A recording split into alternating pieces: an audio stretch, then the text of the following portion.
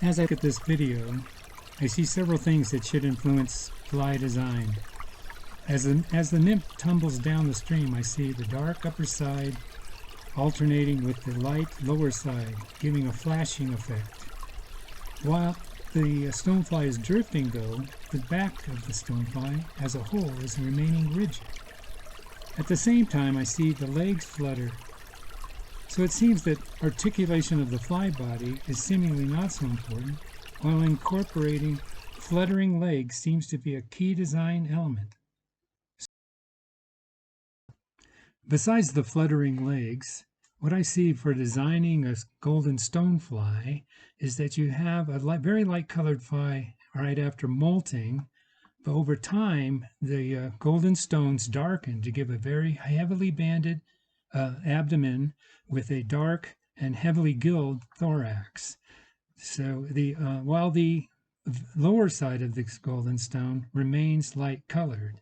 So the design elements I see are a single hook, rigid, non-articulated body, about 2 centimeters long, a ribbed abdomen, a fuzzy body with a light and dark side, as well as the fluttering legs. The long leg stone.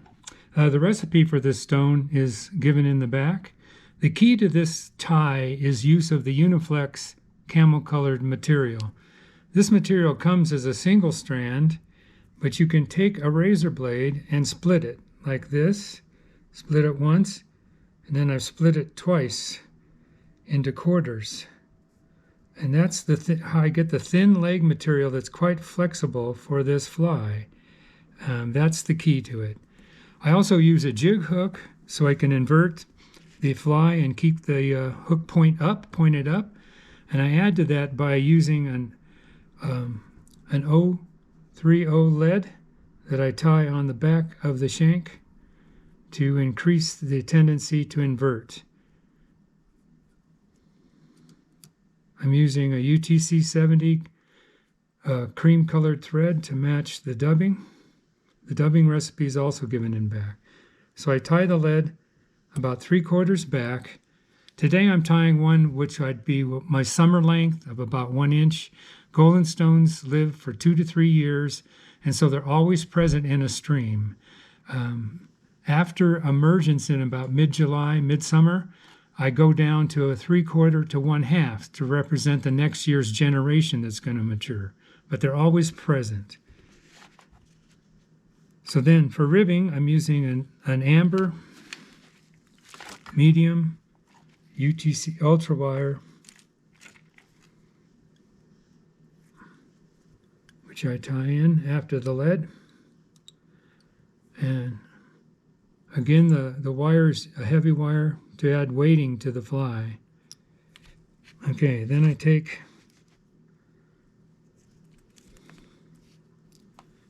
the legging material,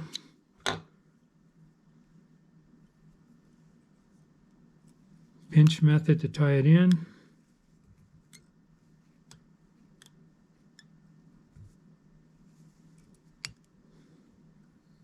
and I put it back in the spring to hold it in place. Now this is the dubbing I use. The color mix is given in the back of this video. I generally do a pretty sparse tie, dubbing, but I add to it by using what I call the static cling method of adding fuzz to get to a fuzzy nymph. So golden stones are often heavily segmented in the abdomen and are heavily gilled in the thorax. So I like to use a fuzzy dub to emulate the gills. So I use static cling to add to the fuzziness.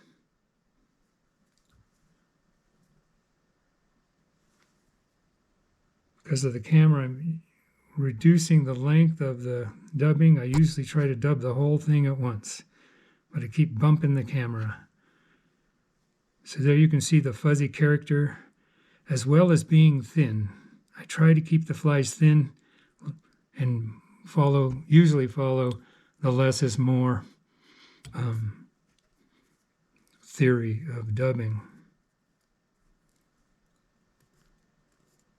So I'm going to dub up to about 1/2 the length of the hook shank, and then I'm going to bring forward the ribbing, which is loosely spiraled in a palmer way forward.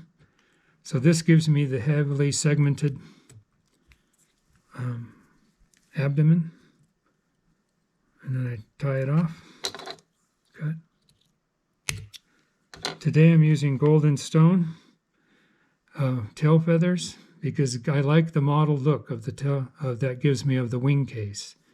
I'm using probably 10 fibers today, and I varied the number of fibers to match the size of the fly or the darkness that I want. I also use ringtail if I want a darker one, but ringtail pheasant tail fibers aren't as mottled. And if you look at the naturals, they tend to be mottled.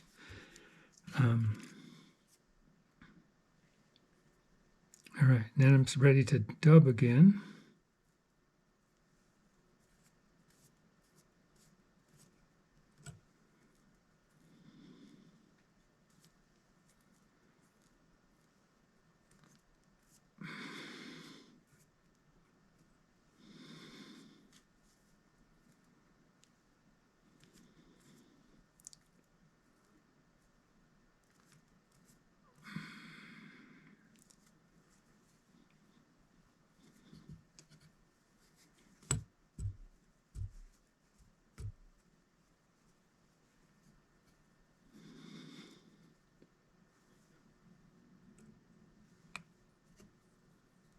And then tie in the first set of legs. This is going to be a 6-legged one, like the natural.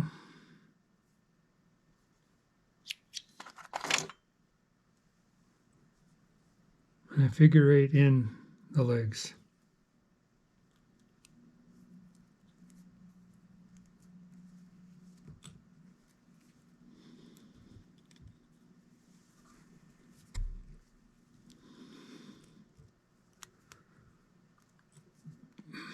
I'm intentionally leaving this long because this is a long leg stone.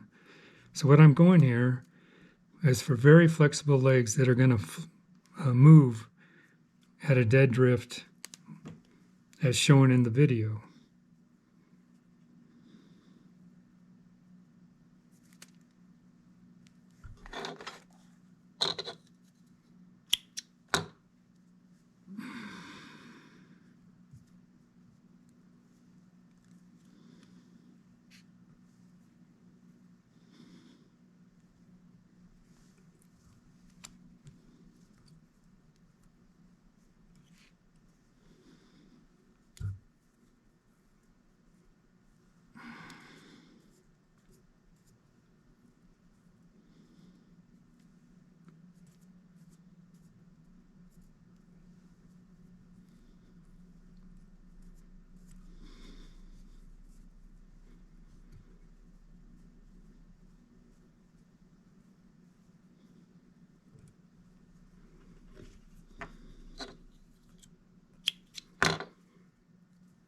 Last set of legs,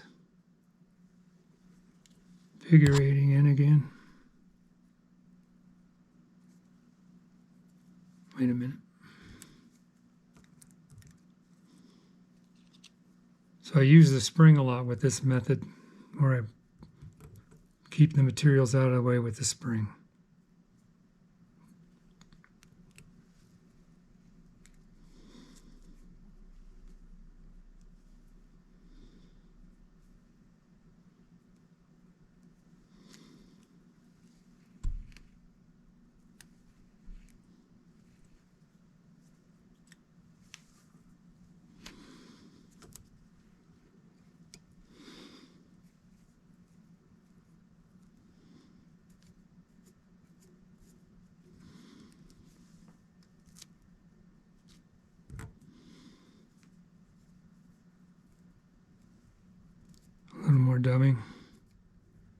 fill in at the behind the bead.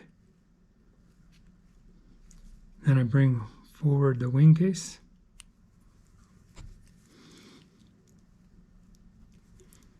Like such. Trim.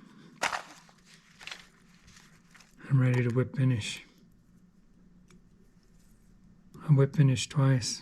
I'm going to add a collar. This is a little, not enough dubbing at the head here.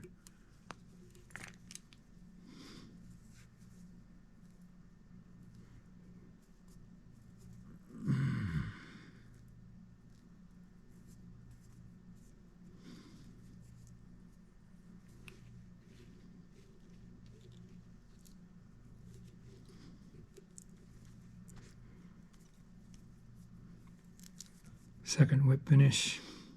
I whip finish twice and don't use head cement.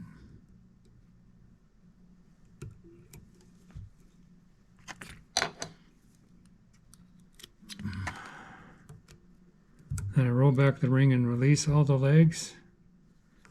I trim the tails. I leave these long because I want them flexing too. And I trim the legs, but these are left quite long. So there it is, the long leg stone. So this is what I'm trying to accomplish with the long leg stone, is to get it to wiggle as it drifts down the stream, like we saw in the video. The problem I have is that if you tie with the regular silicone legs, it doesn't do that. They're quite rigid, and I don't think the legs are going to move effectively in the small forces available at a dead drift. Now here's another pat stone. So if you use that real thick legging material, it's not really going to move. Although in profile, this is what the trout sees, so it's good. So you see the stonefly with its rigid body, with the legs sticking out, but they don't move. And I think that adding the effect of movement to the legs in the long leg stone is an extremely attractive element to the fly that's going to maybe trigger the trout to bite. So this is how I split the Uni-flexx material. I placed it on a piece of paper, and I have a single-edged razor, and the point is you kind of pass the razor through about half thickness through the piece of paper and the material to get it to penetrate, and then you pull.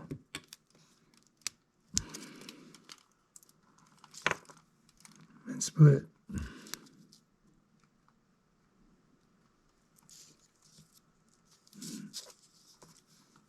There, we've split it.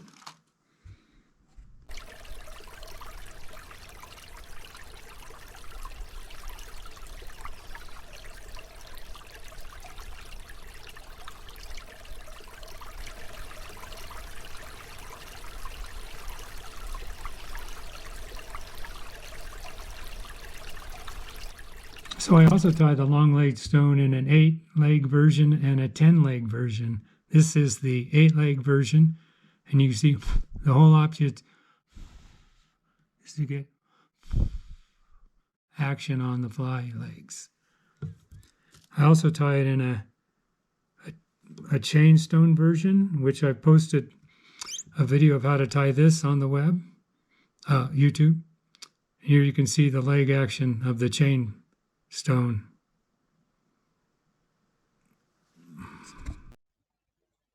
So admittedly, I got a little carried away in blending using 6 different dubbings.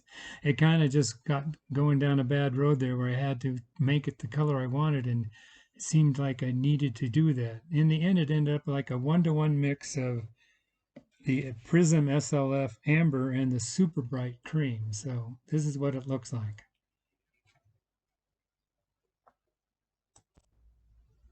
So the long-legged stone is my go-to anchor fly in the Rocky Mountain region, as long as the golden stones are screened up when I test the river. I use it as a the point fly on a 2-fly or 3-fly Euro rig that is set up to be heavy enough that I can bottom bounce it down these rocky streams that I fish in. As it moves and bounces down the stream, it imparts a jigging action to move the legs.